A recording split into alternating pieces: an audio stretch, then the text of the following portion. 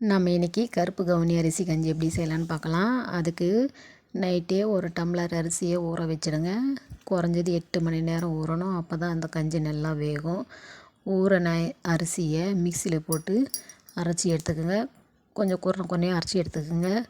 ஒரு மண் சட்டியில் ஒரு சொம்பு தண்ணி ஊற்றி, தண்ணி நல்லா கொதிச்சதுக்கப்புறம் அரைச்சி வச்சுருந்த இந்த கருப்பு கவுனி அரிசியை சேர்த்துக்கலாம்.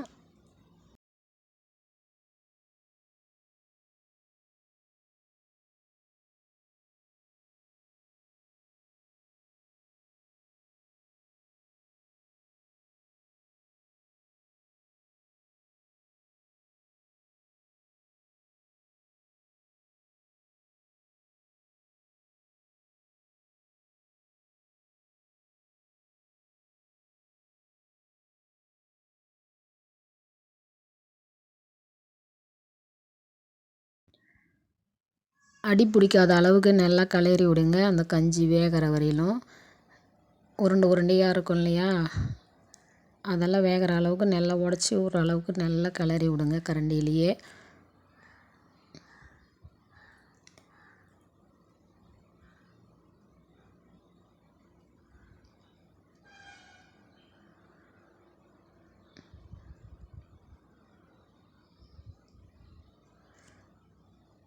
கொஞ்சோண்டு சீரகம், ஒரு 4 பல் பூண்டு சேர்த்து நல்லா வேக வச்சுடுங்க கஞ்சியோடவே.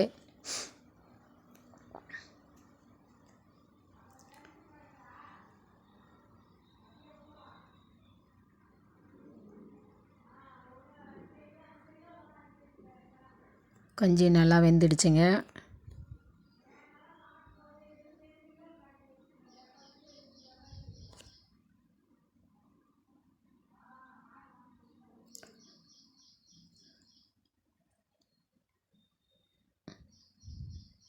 கஞ்சி வெந்ததுக்கப்புறம் இறக்கி வச்சிடலாம்.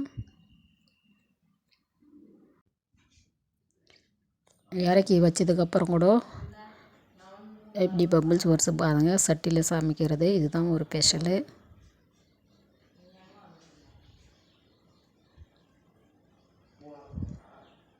தேங்காய் பால் அரைச்சி ஊற்றிக்கலாம்.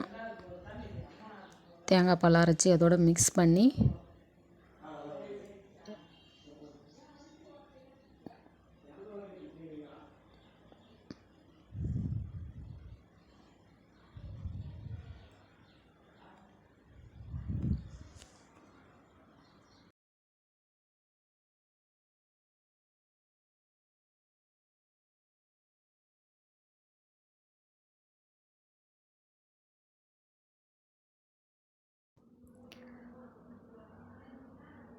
உங்களுக்கு தேவைப்பட்டால் இதோட சின்ன வெங்காயத்தை கட் பண்ணி போட்டு சாப்பிடுங்க. அப்படி இல்லைன்னா அப்படியே கூட சாப்பிட்லாம்.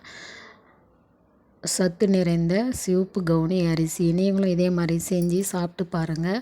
செம்ம டேஸ்ட்டாக இருக்கும். பிடிச்சிருந்தால் லைக் அண்ட் சப்ஸ்கிரைப் பண்ணி சப்போர்ட் பண்ணுங்கள். சத்து நிறைந்த கருப்பு கவுனி அரிசி நீங்களும் செஞ்சு பாருங்கள்.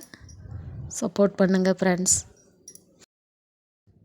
சுகர் பேஷண்ட் இந்த கருப்பு கவுனி அரிசி கிட்டத்தட்ட 48 நாளைக்கு நீங்கள் சாப்பிட்டு 10 ரிசல்ட்டை பாருங்கள். கண்டிப்பாக உங்கள் ரிசல்ட்டில் பெரிய மாற்றம் இருக்கும். அந்தளவுக்கு சிறந்த உணவு, சுகர் பேஷண்ட்டுக்கு ஏற்ற உணவு. ட்ரை பண்ணி பாருங்கள் ஃப்ரெண்ட்ஸ்.